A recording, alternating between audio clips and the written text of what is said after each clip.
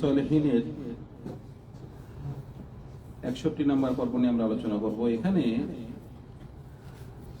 যে হাদিসটি আমরা আলোচনা করতেছিলাম, যে হাদিস আয়েশা রাদিয়াল্লাহু আনহার, যে তিনি যখন রাসূল সাল্লাল্লাহু আলাইহি ওয়াসাল্লাম রাত জেগে এভাবে নামাজ পড়তেন, ওনার পা ফুলে যেত, ফেটে যেত। তো এই ধরনের কাজ দেখে রাসূল সাল্লাল্লাহু আলাইহি ওয়াসাল্লামকে বিবি আয়েশা রাদিয়াল্লাহু আনহা প্রশ্ন করলেন যে, ইয়া রাসূলুল্লাহ, আপনি কেন এভাবে কাজ এভাবে ইবাদত করেন?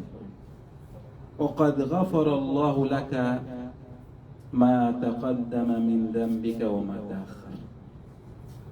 আপনার পূর্বের এবং ভবিষ্যতের গুনাহ আল্লাহ মাফ করে দিয়েছেন। রাসূল সাল্লাল্লাহু আলাইহি ওয়াসাল্লামের পূর্বের গুনাহ, ভবিষ্যতের গুনাহ মাফ, তাও আপনি কেন ইবাদত করেন? আপনার তো গুনাহ মাফ। তখন রাসূল সাল্লাল্লাহু আলাইহি ওয়াসাল্লাম বললেন যে, আফালা উহিব্বু আন আকুনা আবদান শাকুরা। আমি কি পছন্দ করব না যে আমি একজন আল্লাহ সুবহানাহু ওয়া তাআলার যে এমন বান্দা হব যে বান্দা আল্লাহ শুকর আদায় করে। আমি আল্লাহ শুকর আদায় করতে আমি কি পছন্দ করি, আমি এই কাজকে আমি আল্লাহ শুকর আদায় করছি। তো যে ব্যক্তি যার নাকি অতীত এবং ভবিষ্যতের সব গুনাহ মাফ, উনার ইবাদতের কি সিস্টেম? কারণ উনি হলেন আমাদের ইবাদতের ক্ষেত্রে সবচেয়ে আগানো, আল্লাহকে ভয় করা সবচেয়ে সব দিকে উনি কি প্রথম। তো এটি ছিল আরেকটি হাদিস, যে নিজে নাফসের সাথে সংগ্রাম করে। যে উনি রাতে বেলা জেগে নামাজ পড়া, উনি এত কষ্ট করে নামাজ পড়তেন, পা ফুলে যেত। আমরা কমপক্ষে 2 রাকাত হলেও পড়ি ভাই, কারণ তাহাজ্জুদের নামাজ পড়া এটা কিন্তু অনেক বড় একটি মানে মুমিনের একটা সিফাত, একটা আলামত।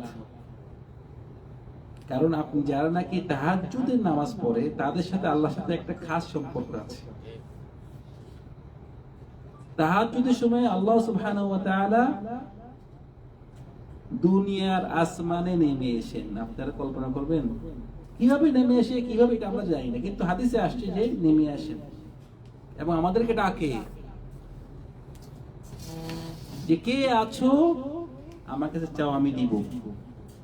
আমাদের এত সমস্যা, এত কিছু, তো আমরা ঘুমে। মানে উদাহরণ হলো, এক ব্যক্তি তার অনেক ঋণ,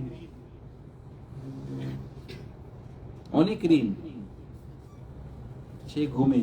যদি কোন একজন ব্যক্তি তার কলিং বেল দেয়, ভাই তোমাকে এত ঋণ, এ টাকা নাও, এক প্রেস টাকা নাও, তোমার ঋণ শোধ করো। সে যদি বলে, না না আমার সময় নেই, ঘুমাবো, আমরা তাকে কি বলবো? বোকা বলবো না? তোমার এত চিন্তা, এত কিছু, মানুষরা তোমাকে জ্বালাচ্ছে। এই ব্যক্তি টাকা নিয়ে আসছে গোপনে, কেউ দেখবে না, টাকাটা নিয়ে তুমি ঋণ শোধ করবা, তাও তুমি নিচ্ছ না কেন? জিনিসটা এরকম না, এর থেকে আরো বেশি,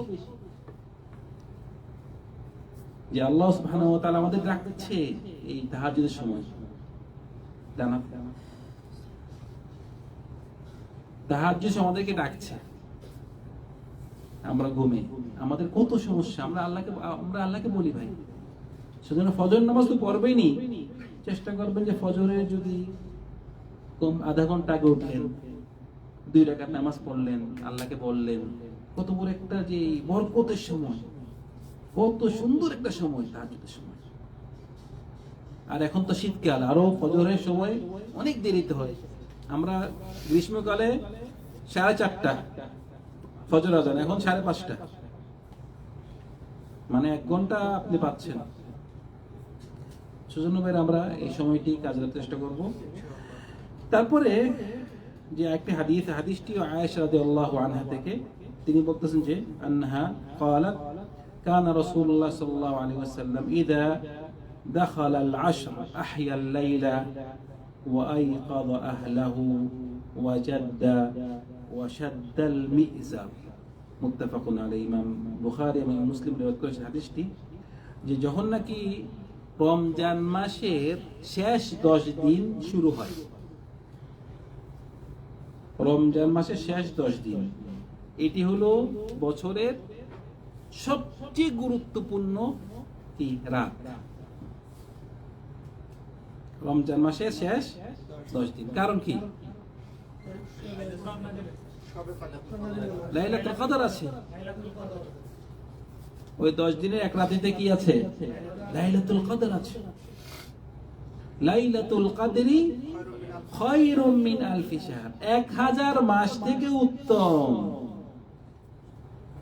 আপনি যদি ওই লাইলাতুল কদর যদি নিয়ে ফেলতে পারেন, ওই লাইলাতুল কদর যদি আপনি ইবাদত করেন, আপনার তৌফিক পেয়ে যান, তাহলে আপনি এক রাত্রি ইবাদত করলেন, সওয়াব পাইলেন কয় দিনের? 1000 মাসের থেকেও বেশি। 1000 মাস। 1000 মাস মানে কয় বছর? 83 বছর। 83 বছর 4 মাস মনে হয় এরকম হইতে পারে। 83 বছর বাঁচে কয়জন এখন? খুব কম। সেজন্য আমাদের উম্মত মুহাম্মদ সাল্লাল্লাহু আলাইহি সাল্লামের সম্মান অনেক বেশি অন্য উম্মত থেকে। ওদের সময় কম পেয়েছে, কিন্তু এই সময় কমের মধ্যে ওদেরকে এমন কিছু সুযোগ দেওয়া হয়েছে যে ওরা এই কম সময়ের মধ্যে ওরা অন্য উম্মতের থেকে এগিয়ে যায়। যেমন ধরেন কোন একজন ব্যক্তি সে যদি 10টি লাইলাতুল কদর পায়, তাহলে তার বয়স 800 বছরের বেশি হয়ে যাচ্ছে। সেজন্য লাইলাতুল কদরকে আল্লাহ সুবহানাহু ওয়া তাআলা গোপন রেখেছে। এটা কি প্রকাশ্য না গোপন? গোপন। কেউ যদি মনে করে আমি শুধু 87 রাত, শুধু 27 তারিখে মানে 27 রাত্রিতে শুধু লাইলাতুল কদর, অন্য দিন ইবাদত করলো না, হয়তো 27 রাত নাও হতে পারে, হতেও পারে না হতে পারে। সেজন্য নিয়ম হবে যেভাবে রাসূল সাল্লাল্লাহু আলাইহি ওয়াসাল্লাম বলছেন যে তোমরা এই লাইলাতুল কদরটা খোঁজো কখন? রমজান মাসের শেষ 10 দিন। আর হাদিসে আছে শেষ 10 দিনের বেজর রাতে। সেজন্য এই শেষ 10 দিন পুরা প্রতিদিনই ইবাদত করা দরকার, অল্প অল্প করে হলেও, শুধু একদিন নয়। কারণ ইসলাম ধর্মে কিছু কিছু কাজ আছে যেন আমরা ব্যস্ত থাকি, সেজন্য এটাকে গোপন রাখা হয়েছে। যেভাবে নাকি জুমার দিন বলা হয়েছে একটু সময় আছে কি দোয়া কবুল হবে, কিন্তু বলছে কখন? বলছে না। যেন আপনি জুমার দিন মানে কন্টিনিউ থাকেন দোয়ার মধ্যে। হ্যাঁ, কিছু সময় আছে বেশি গুরুত্বপূর্ণ, ইমাম সাহেবের 2 খুতবার মাঝখানে, এটা বেশি গুরুত্বপূর্ণ। আসর থেকে মাগরিব এটাও গুরুত্বপূর্ণ, কিন্তু পুরা জুমার দিনে কি দোয়া কবুল হওয়ার সম্ভাবনা আছে। কথা বুঝতে পেরেছেন? তা আপনি পুরা জুমার দিন দোয়া করবেন, আসর থেকে মাগরিব দোয়া করবেন, কিন্তু যেটা নাকি আপনার সবচেয়ে গুরুত্বপূর্ণ দোয়া, এটি রেখে দিবেন যে ইমাম সাহেব যখন নাকি প্রথম খুতবা দিয়ে বসবে, তখন ওই দোয়াটা আপনি কি টেলিগ্রাম ছাড়বেন কার কাছে? আল্লাহর কাছে। সবচেয়ে কারণ এটা কয়েক সেকেন্ডের ব্যাপার, আপনি এখানে বিস্তারিত দোয়া করতে পারবেন না। ইমাম সাহেব বসছে, আল্লাহ আমি ওইটা চাই, বাস। আর তখন আপনার নেটওয়ার্ক একদম ফুল। ঠিক আছে? তো বলতে এই লাইলাতুল কদরটা কি গোপন। সেজন্য আমরা এই লাইলাতুল কদর রমাদান মাসের লাস্ট 10 দিন প্রতি রাত্রেই কিছু কিছু ইবাদত করবেন। হ্যাঁ, 27 তারিখে একটু বেশি করেন, সমস্যা নেই। বেজর রাত্রেও বেশি করেন, বেজর রাতে বেশি করবেন, 27 সাথে আরো বেশি করেন, কিন্তু একমাত্র 27 রাত, যে মানে আমাদের দেশে বিভিন্ন দেশে দেখা যায় 27 রাত্রিতে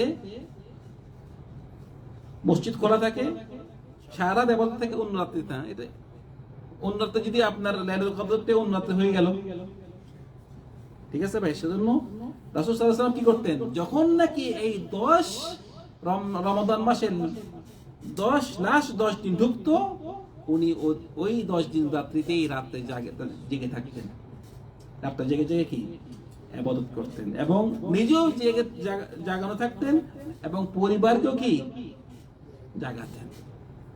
বলছে অসাদ্দাল মিজার, এবং উনার কমর বেঁধে রাখতেন। এটা হলো মানে ইবাদত করার জন্য একটি মানে ইবাদতের একটা আলামত, কমর বেঁধে, যে যেন শক্তি পায়, কমর বেঁধে উনি ইবাদত করতেন।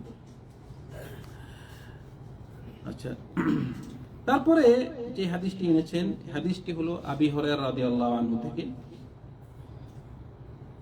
আবি হুরায়রা উনার কথা অনেকবার বলা হয়েছে, অনেক হাদিস জগতে সবচেয়ে বেশি হাদিস রিওয়ায়াত করেছেন আবি হুরায়রা রাদিয়াল্লাহু আনহু।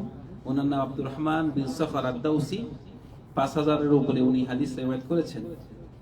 তো উনি বলতেছেন যে ক্বাল রাসূলুল্লাহ সাল্লাল্লাহু আলাইহি ওয়াসাল্লাম আল মুমিনুল কাওয়িয়্যু খায়রুন ওয়া আহাব্বু ইলাল্লাহি মিনাল মুমিনিদ দাঈফ।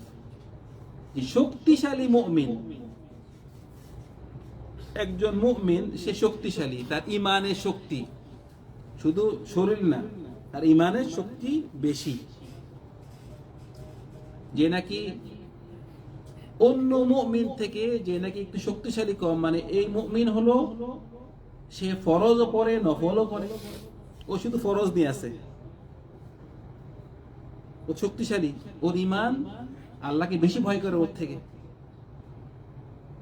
সব কিছু করার পরে তার জিহাদের ময়দানে সে শক্তি আছে, সে বেশি মানে কাফেরদের সাথে সে বেশি যুদ্ধ করতে পারে। তো যেই মুমিন নাকি শক্তিশালী মুমিন ঈমানের দ্বারা, তার আমলের দ্বারা, ওই মুমিন বলছে সে উত্তম এবং আল্লাহর কাছে বেশি পছন্দনীয় দুর্বল মুমিন থেকে।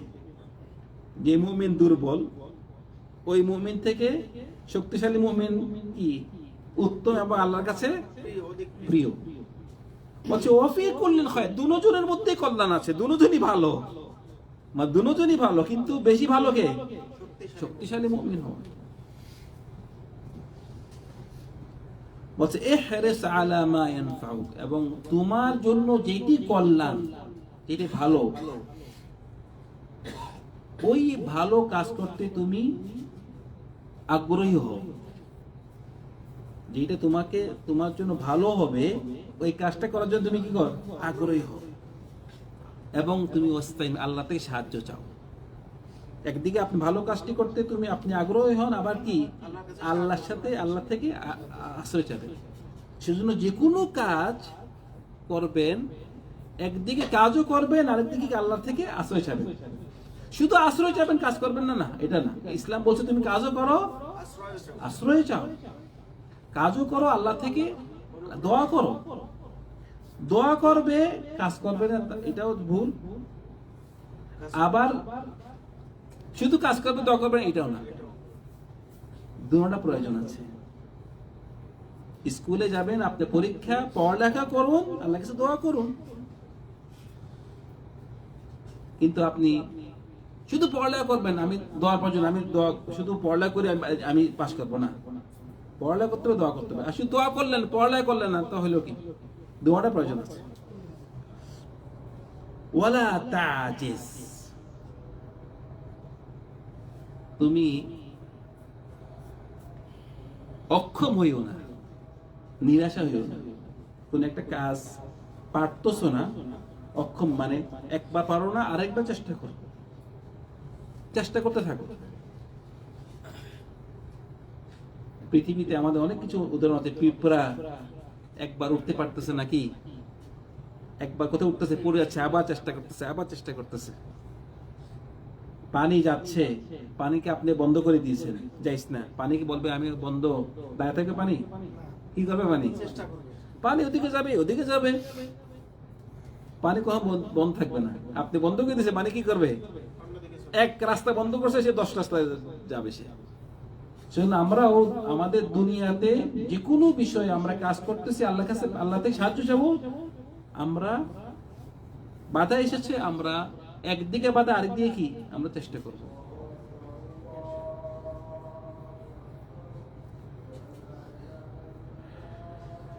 আমরা জামাত এখানে করবো ইনশাআল্লাহ। বলছে ওয়াইন আসাবাকা শাইউন ফালা তাকুল লাউ আন্নী ফাআলতু কাযা ওয়া কাযা ওয়ালাকিন কুল কদ্দারাল্লাহু ওয়া মা শাআ ফাআল। বলছে তোমার উপর যদি কোনো বিপদ আসে, বিপদ চলে এসেছে, তুমি বলিও না যে যদি আমি এরকম করতাম তাহলে এরকম হইতো না, যদি আমি এরকম করতাম তাহলে এরকম হইতো। যদি বলিও না, কি বলিও না? যদি বলা নিষেধ। এখানে ইসলামে যদি বলা কি নিষেধ, যে কাজটি হয়ে গিয়েছে ওই কাজে যদি বলা নিষেধ। কি বলবেন? কদ্দার আল্লাহ। যেমন ধরেন আপনি দাওয়া সেন্টারে আসছেন, রোড ছিল দুইটা, এই একটা ডানে রোড, বামে রোড। আপনি মনে করলেন যে ডান রোডটা ভালো হবে, আপনি ডানে চলে আসছেন। ডানে চলে আসছেন, দেখলেন যে এখানে খুব জ্যাম, একটা অ্যাক্সিডেন্ট হয়েছে। বলে দূর আরে, যদি আমি বামে দিয়ে আসতাম এই জামে পড়তাম না, যদি আমি বামে দিয়ে আসতাম না। এটা বলেন, কি বলবেন? কাদ্দার আল্লাহ মা শাআ। তাকদীরে ছিল আমি ডান দিকে আসি, ডান দিকে আসি, তাকদীরে ছিল। কাদ্দার আল্লাহ ওয়া মা শাআ, আল্লাহ তাকদীরে ছিল এটা। ঠিক আছে? আপনি একটা মানে একখান থেকে একটা জিনিস কিনেছেন, এক মার্কেট থেকে, দাম একটু বেশি হয়েছে, পরে শুনছি আরেক মার্কেটে একটু সস্তা বলছে, আরে যদি আমি ওখানে যেতাম তাহলে আমি সস্তা পাইতাম। আপনি কিনে ফেলেছেন। হ্যাঁ, আপনি কিনার আগে আপনি ইয়া দেখবেন যে কোথায় ভালো হয়, কোথায় সস্তা হয় এবং কোন রোডে জ্যাম নাই। কিনার আগে কি করবেন? চিন্তা করবেন, পরামর্শ করবেন। কিন্তু কিনে ফেলেছেন অথবা চলে গিয়েছেন, কি করবেন? তখন আর যদি বলবেন। ঠিক আছে ভাইরা? যারা নতুন আসছে আমরা জমাত করবো, সেগুলো আপনারা একমত হয়ে গেছি, আমরা জমাত করবো ইনশাআল্লাহ। বলতেছিলাম যে কোনো কাজ করার আগে কি করবেন? চিন্তা করবেন, পরামর্শ করবেন, কোনটা ভালো হবে, কি ভালো হবে। তারপর যখন এই কাজটা করে ফেলবেন, করার পরে যদি দেখেন যে আপনি অন্য কাজটি এর থেকে ভালো আছে, তখন যদি বলবেন না। কি বলবেন না? যদি বলবেন না, যদি বলা নিষেধ। কি বলবেন? কাদ্দারাল্লাহু মা শাআ, আল্লাহ তাকদীরে এরকম ছিল, এরকম শেষ। এটা বলবেন, আপনার অন্তরে শান্তি পাবেন। শান্তি। মানুষরা ইস তোর কেন এর বললাম, কেন কেন ইস রে, বলছে ফাইন্না লাউ তাফতাহ আমালা শাইতান। এই লাউ অর্থ যদি, এই যদি বলাটাই হলো যে শয়তানের রাস্তা খোলা। আপনি শয়তানের রাস্তা কি খুলে দিলেন। এইটা অনেক মুসলিমদের মাঝে এই সিফাতটি নেই, যে যখন নাকি একটা বিপদ চলে এসেছে তখন সাথে সাথে এই তাকদীরের উপরে বিপদটি ছেড়ে দেওয়া। যে কাদ্দার আল্লাহু মা শাআ, তাকদীরে ছিল এরকম। আপনি ডাক্তারের কাছে গেলেন, ডাক্তার আপনি ভালো চিকিৎসা করে নাই, আর একটা ডাক্তার ছিল, যদি ওই ডাক্তার কাছে যাইতাম, যদি ওই ডাক্তার কাছে যাইতাম, এক রাস্তায় গেছে, যদি ওই রাস্তায় যাইতাম, একখান থেকে যদি ওই মার্কেটে যাইতাম। যদি বলা কি নিষেধ। যদি বলবেন, বলবেন কি কাদ্দার আল্লাহ, আল্লাহ তাকদীরে এরকম ছিল। দেখবেন শান্তি পাবেন। কি পাবেন? শান্তি পাবেন আর সওয়াব হবে।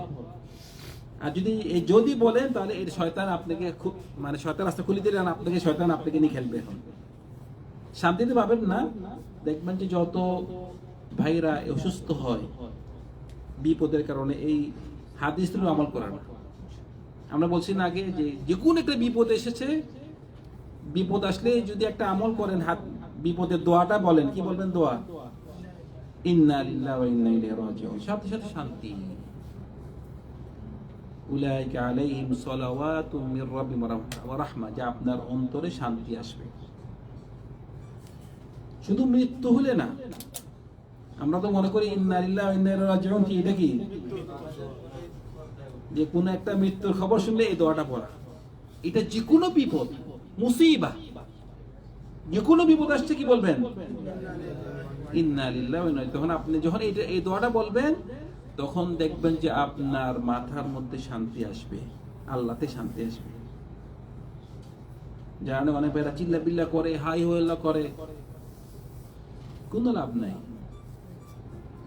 আপনি কি হাই হল্লা করলে কি আপনার ছেলে মরা ছেলে জীবিত হয়ে যাবে, আপনার পিতা মাতা জীবিত হয়ে যাবে যারা মারা গিয়েছে? না। হ্যাঁ, হাই হল্লা করবেন, ফায়দা একটা হবে যে আপনি সব থেকে বঞ্চিত হবেন আর কি। দেখবেন যে সবটা পাইতেন এই মুসিবতের কারণে সবটা শেষ। আবার বেশি করলে আবার গুনাহ, আবার দেখবেন যে সব তো শেষ, এখন গুনাহ শুরু করবে। লাভ কি? আপন জনও হারাইলেন, টাকা পয়সাও হারাইলেন, সবও হারাইলেন, আবার গুনাহ হইতে পারে।